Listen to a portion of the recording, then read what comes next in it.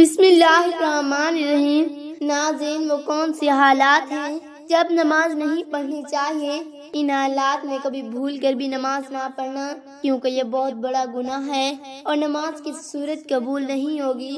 Number 1، نیند کے غلبہ کے وقت نماز پڑھنا۔ حضرت انس بن مالک رضی اللہ تعالی عنہ سے روایت ہے کہ نبی کریم صلی اللہ علیہ وآلہ وسلم نے فرمایا، تم میں سے جب کسی کو نماز پڑھتے نیند کا غلبہ ہونے لگے تو اسے چاہے کہ سو جائے، یہاں تک کہ نیند کا خمار کچھ نکل جائے اور وہ یہ سمجھ سکے کہ میں کیا پڑھ رہا ہوں۔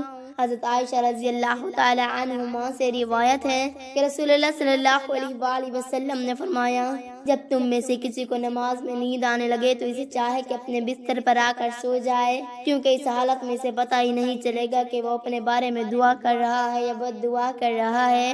حدیث نے اس حدیث کو صلوات اللیل پر معمول کیا ہے، کیونکہ رات کے وقت نیند کا غلبہ ہوتا ہے، اس لیے صلاۃ اللیل کی ادائیگی کے لیے اس بات کا خیال رکھنا ضروری ہے کہ نیند کا خمار بالکل زائل ہو جائے، اس کے بعد نماز ادا کی جائے۔ جبکہ یہ بعض حضرات اس حدیث کو عام قرار دے رہے ہیں کہ یہ حدیث فرض اور نفل سب کے بارے میں ہے۔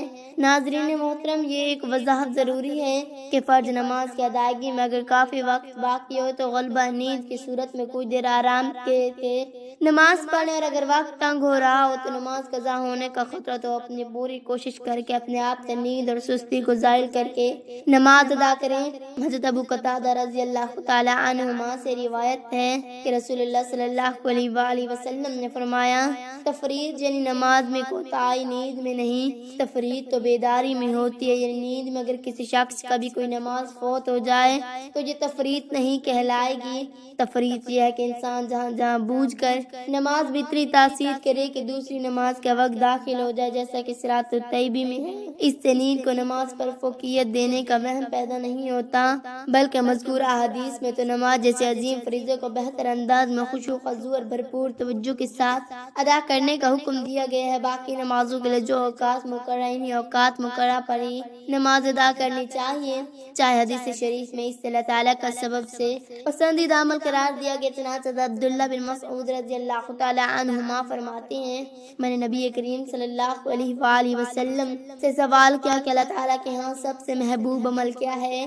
تو آپ صلی اللہ علیہ وآلہ وسلم نے فرمایا، نماز کو اپنے وقت پر ادا کرنا۔ مقررہ وقت کے اندر کسی وقت بھی نماز پڑھنی جائے تو نماز ہو جائے گی اور نماز ادا کہلائے گی۔ اس سے تاثیر کرنے پر نماز قضا ہو جائے گی۔ جان بوجھ کر نماز قضا کرنا، رات کو دیر تک جاگتے رہنا جس کی وجہ سے نماز فجر کے لیے اٹھنا مشکل ہو اور نماز قضا ہو جائے تو یہ بہت بڑا گناہ ہے، اس سے بچنا چاہیے۔ کبھی کبھار اگر انسان پر نیند کا غلبہ ہو جائے یا بوجھ کر ناسیان کی نماز رہ جائے تو بعد میں نماز پڑھ لینی چاہیے۔ حدیث شریف میں ہے، حضرت ابو ہریرہ رضی اللہ تعالی عنہما سے روایت ہے کہ نبی کریم صلی اللہ علیہ وآلہ وسلم نے ارشاد فرمایا، منافقین پر عشاء اور فجر کی نمازیں سب سے زیادہ بھاری ہیں۔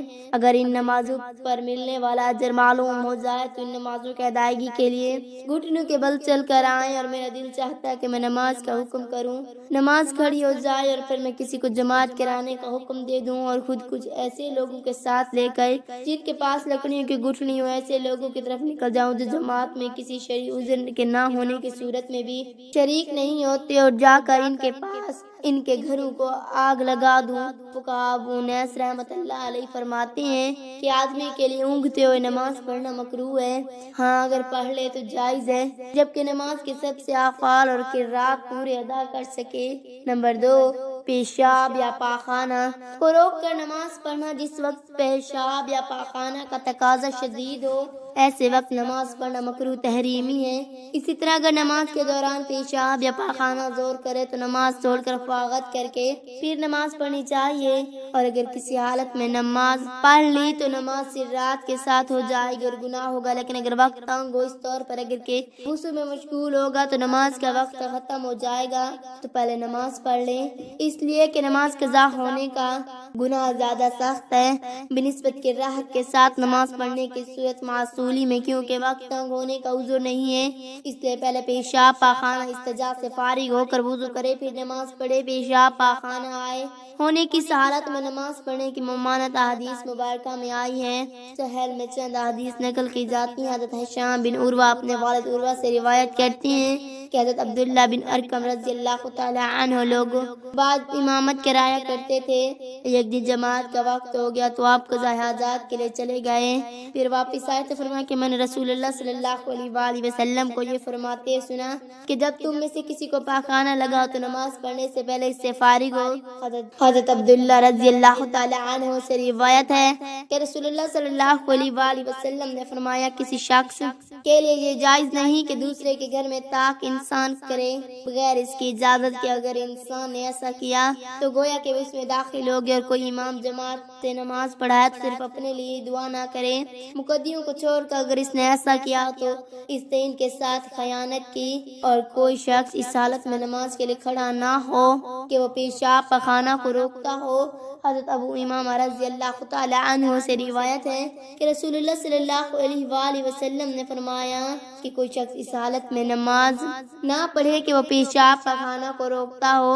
حضرت عبداللہ بن ارقم رضی اللہ تعالی عنہ بیان کرتے ہیں کہ نبی کریم صلی اللہ علیہ وآلہ وسلم نے فرمایا جب نماز کا وقت اور تم میں سے کسی کو پاخانہ کی حاجت ہو تو پہلے رفع حاجت کر لے۔ نمبر 3 سخت بھوک کی حالت میں نماز پڑھنا۔ اگر جماعت تیار اور بھوک شدت کی نہ ہو تو ایسی صورت میں نماز سے پہلے کھانا کھانا جائز نہیں ہے۔ دوسری صورت میں اگر شدت کی بھوک لگی اور انسان کو پتا ہو کہ وہ کھانا کھائے بغیر نماز میں خشوع برقرار نہیں رکھ سکتا تو ایسی صورت میں کھانے کو نماز پر مقدم رکھیں، یعنی پہلے کھانا کھا لیں گے۔ اگر آپ اکیلے نماز پڑھ رہے تھے یا آپ نے خود ہی جماعت کروانی تھی تو نماز سے پہلے کھانا کھانے میں کوئی حرج نہیں۔ اگر جماعت کے ساتھ پڑھنی تھی اور بھوک بھی معمولی تھی تو ایسا کرنا ناجائز ہے۔ فقیہ ابو انیس رحمۃ اللہ علیہ فرماتے جب آدمی کے سامنے کھانا رکھا جائے اور نماز کے لیے اقامت نہیں جا چکی ہو تو کھانے سے فراغت حاصل کرنے میں کوئی حرج نہیں، پھر نماز جبکہ نماز قضا ہو جانے کا خوف نہ ہو۔ اگر نماز کے لیے کھانا کھانے سے پہلے کھڑا ہو جائے تو پھر تمہارا دل کھانے میں مشغول رہے گا، لہذا بہتر یہ ہے کہ پہلا کھانا کھا لیں اور پھر نماز پڑھ لیں تاکہ نماز میں پوری توجہ حاصل ہو۔ اللہ پاک سے دعا ہے کہ اللہ پاک ہمیں تمام احادیث پر عمل کرنے کی توفیق عطا فرمائے، آمین ثم آمین، اور ہمیں نیکوکاروں میں شامل کرے، آمین۔ ناظرین کمنٹ باکس میں اللہ تعالیٰ کے 99 ناموں میں سے ایک نام ضرور ٹائپ کریں، شکریہ۔